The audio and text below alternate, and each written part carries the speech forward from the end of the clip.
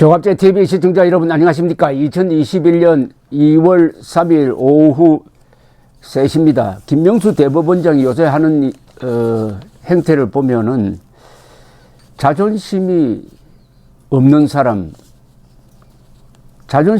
사람일수록 또 잔인합니다. 자존심이 있으면은 사람이 너그러워지는 게 보통입니다. 그리고 저는 이런 의심이 들어요. 김명수 대법원장이 혹시 민주당 비밀당원이 아닌가 하는 생각이 듭니다. 지금 판사가 억울하게 어처구니 없는 이유로 탄핵 소추의 대상이 되었는데도 아무 말도 하지 않습니다. 아무 말도. 삼권 분립은 대법원장이 지켜야 지켜지는 겁니다. 대법원이 결국은 한국에 있어서의 모든 쟁점의 최종 결정자입니다.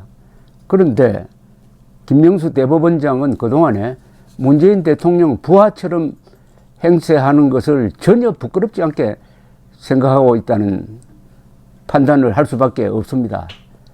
사표를 내도 여러 번 내야 될 이분이 재판은 또 이상하게 이렇게 꿰고 저렇게 돌리고 해가지고, 예컨대 이재명 경기도지사가 선거 과정에서 거짓말한 것을 두고 그것은 적극적인 거짓말이 아니었으니까 법 위반으로 볼 수 없다고 해가지고 당선 무효형이 나온 것을 뒤집어 가지고 이재명 씨가 지금 차기 대통령 후보 1위를 달리도록 한다든지, 이런 김명수 대법원장에 대해서 오늘 문화일보 사설이 제목을 이렇게 달았습니다. 부당한 법관 탄핵 사실상 거둔 김명수 정치인인가, 여당 정치인인가. 정말 그렇습니다. 저 똑같은 생각이에요. 민주당 당원처럼 행동을 합니다. 대법원장이라는 사람이. 그 밑에 지금 울분을 사귀고 있는 법관들 얼마나 속이 뒤집어지겠습니까? 다만 김명수보다 대한민국은 더 오래 존속할 것입니다. 대한민국이 망하지 않는 한 오늘 김명수 대법원장이 하고 있는 이 행동은 반드시 심판받습니다. 대한민국이 망하지 않는 한. 유승민 전 국민의힘 국회의원은 권력의 시녀가 되기로 작심한 대법원장이라는 제목의 글을 실었습니다. 우선 요거부터 소개를 해드리겠습니다. 스트레스 해소 좀 하시기 바랍니다. 161명의 국회의원이 발의한 임성근 판사 탄핵소추안이 표결을 하루 앞두고 있다. 그러나 사법부의 수장인 김명수 대법원장은 어제도 오늘도 아무 말이 없다. 어제 대법원은 국회에 제출한 서면 답변에서 법관 탄핵은 국회와 헌법재판소의 권한이라고 했다. 이 공허하기 짝이 없는 답변은 헌법 제65조와 제111조를 그대로 옮긴 것이니 대법원이 굳이 되풀이하지 않아도 된다. 대법원의 하나마나한 답변이 대법원장의 뜻인가? 대법원장의 뜻이 정녕 그런 거라면 사법부 수장으로서 무자격자임을 스스로 고백하는 것이다. 나는 모르겠다. 탄핵 절차대로 하든지, 이런 무책임한 말을 하고 싶은 거 아닌가? 임 판사에게 잘못이 있었다면 법과 절차에 따라 심판하면 될 것이고 이미 재판이 진행 중이다. 지금 집권 여당이 법원의 독립성을 침해하고 법관들을 겁박하면서 삼권 분립을 무너뜨리고 있는데, 대법원장은 이 심각한 사태를 침묵으로 방관하고 심지어 조력자 역할을 하고 있지 않는가. 대법원장이라는 자리의 무거움에 걸맞게 민주당의 조폭 같은 협박에 맞서는 결기를 보여줄 수는 없는가.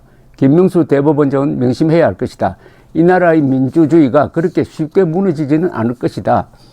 지금 여당의 탄핵 폭거를 막아내지 못한다면 훗날 역사는 김명수 대법원장을 권력의 시녀가 되기로 작심한 대법원장으로 기억할 것이다.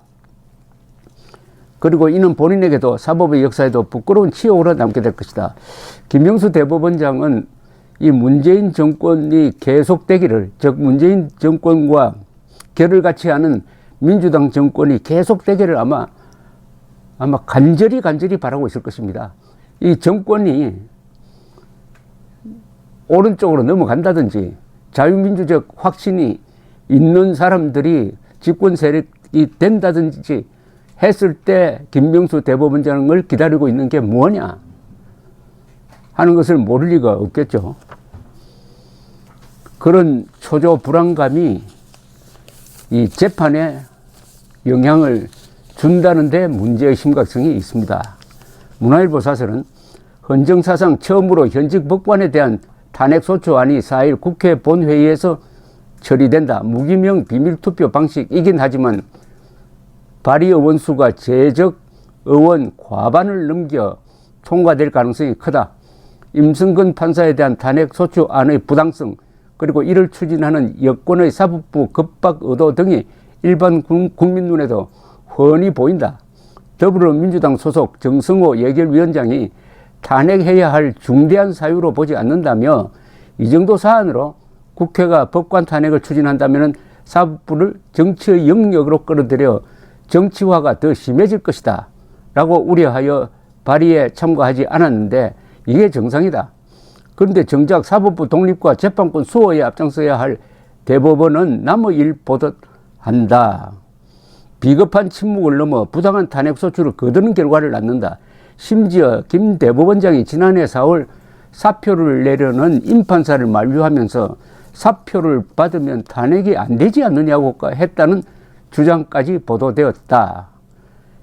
임판사의 1심 판결문에 나오는 위헌적 행위와 관련 재판부는 재판에 영향을 미치지 않았다고 보고 무죄를 선고했다.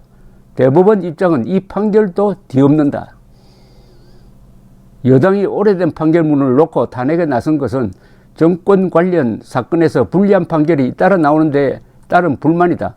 문재인 정권 출범 뒤 대법관 전원이 사법농단은 없었다고 했다. 그런데도 문 대통령이 지난 정권의 사법농단 의혹을 반드시 규명해야 한다고 하자 김 대법원장은 검찰 수사에 적극 협조하겠다고 화답했다. 그러나 재판에 넘겨진 판사들은 1, 2심에서 줄줄이 무죄를 선고받고 있다. 이젠 법관 탄핵 소추를 방관한 행태까지 보인다. 코드 대법원장도 넘어 여당 정치인 같은 행태다. 그래도 대다수의 판사는 문 정권과 극성 지지자로부터 온갖 협박을 받으면서도 양심과 법리에 따른 판결을 내린다. 이런 법관들이 사법부 중심을 잡고 법치와 정의 수호에 나서야 한다. 그런데 이런 일이 있으면 과거에 법관들이 단체 행동을 했습니다.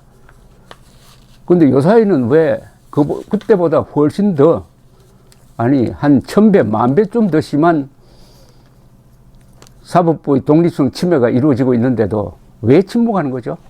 뭐가 두려운 걸까요? 아니면 이 법관 사회 안에 어떤 눈에 보이지 않는 어떤 공포의 조직이 있는 겁니까? 그 조직의 정체는 뭡니까? 그 조직이 헌법을 파괴하는 조직 아닐까요?